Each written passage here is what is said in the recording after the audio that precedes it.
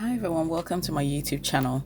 In today's video, I'm going to show you how to make this delicious beef and sausage shawarma.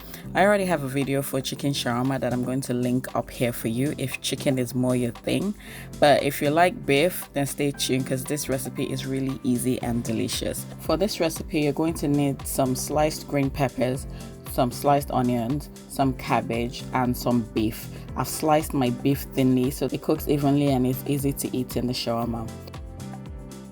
For the sauce, for the shawarma sauce, I'm going to use some ketchup, some mayonnaise, some lemon juice, salt and pepper. And for the seasoning, I'm using onion powder, garlic powder, white pepper, curry and salt. I'm also going to use this pita bread, which we also call Lebanese bread. It's a thin uneven bread that we use for shawarma. I'm going to use some sausage and some oil.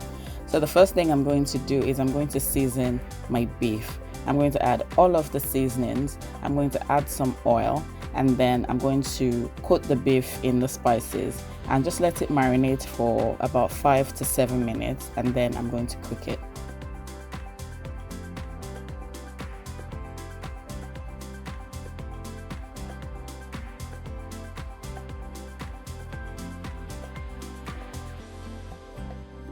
I have my frying pan over medium heat now, so I'm just going to pour the beef in it and I'm going to try to separate it so that it's in a single layer and it can cook evenly.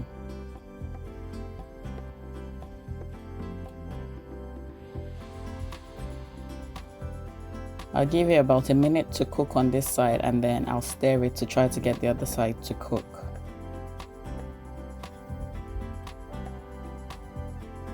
Once you've sliced your beef this way, it doesn't really take a long time to cook, so make sure you keep an eye on it and don't overcook it, because if you do, it's going to be tough and it'll be really chewy. So make sure you don't cook it for too long. Once it's no longer pink or brown, then you know it's fully cooked and you can take it off the heat. You can use any beef that you have. You can try to tenderize it by putting a plastic bag over it and just hitting it with a heavy object, a mallet or a bottle, just to flatten it a bit, and then you can slice it up into thin pieces like this. Regular beef that you buy from the market will work. You just need to try to tenderize it and slice it into thin pieces like this so that it's good to go for your shawarma. Now my beef is cooked, I'm going to take it out of the pan. In the same pan, I'm going to add my onions and my green pepper. So I took out some of the oil that the beef left, and I'm just going to add my onion and my green pepper to the little oil that was left. This is just to cook it. I'm going to add some salt and pepper to this. Now this doesn't need any more seasoning. I'm just going to add salt and pepper to this and let it just cook for maybe a minute or two. I still want it crunchy but not overly cooked.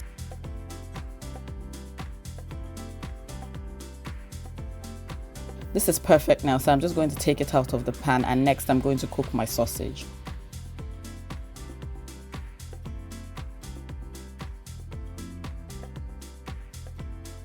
I'm going to add a little oil to this just to help it cook.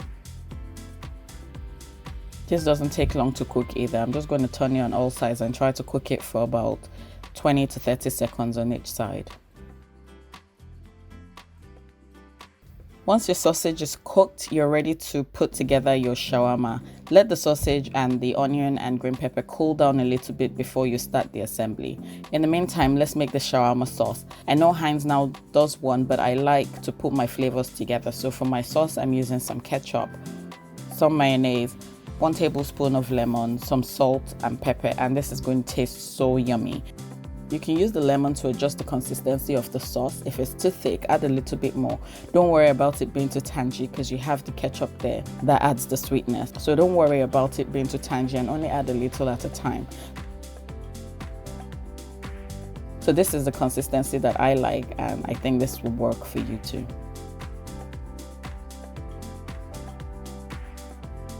Now I'm going to open up my pita bread. Try to do it gently because it can rip very quickly. So try to do it gently, and if it's not perfect, that's fine. Some of these breads, they have holes in them, and that's okay. And that's why we're using the 2 layers of bread. So if you have the imperfect one, put it on top of the good one and then assemble your shawarma in there. So first I'm going to cover the base with some of my shawarma sauce. Feel free to add as much or as little as you want. This is not a healthy meal, so if you're eating shawarma in the first place, feel free to go crazy. Add in the sauce, add in the beef, add in the peppers, and make it as juicy as you want. And that's the whole point of the shawarma. I like creamy shawarma, but for the purpose of this recipe, I'm trying to keep it a little not too creamy.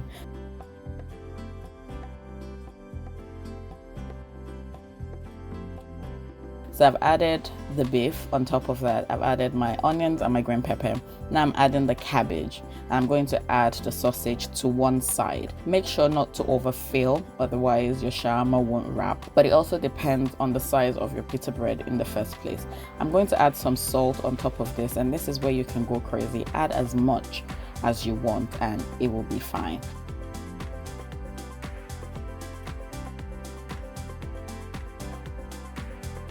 So I'm just going to try to wrap this up. You can see that my pita is tearing, but that's fine because I'm going to wrap it in the second bread. And that's it really.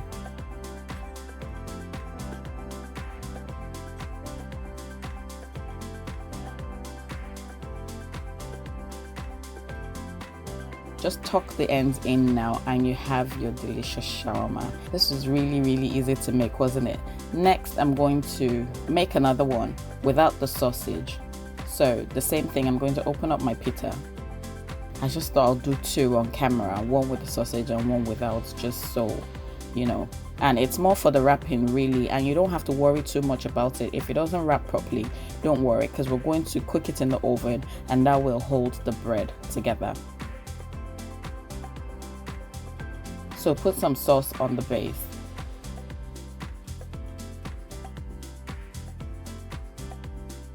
Add in your beef, some onions and some green pepper, some cabbage,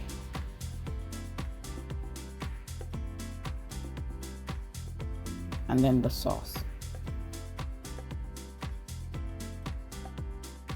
So you pick the sides of the pita and try to keep the contents in the bread. If it's falling apart, don't worry, like I said, just try to keep it all together and wrap it in the second pita bread. And the second one is usually fine because it keeps everything together, Tuck the ends in and it's ready to go in the oven. If you don't have an oven, you can do this on a stovetop. Just try to hold it down on all sides.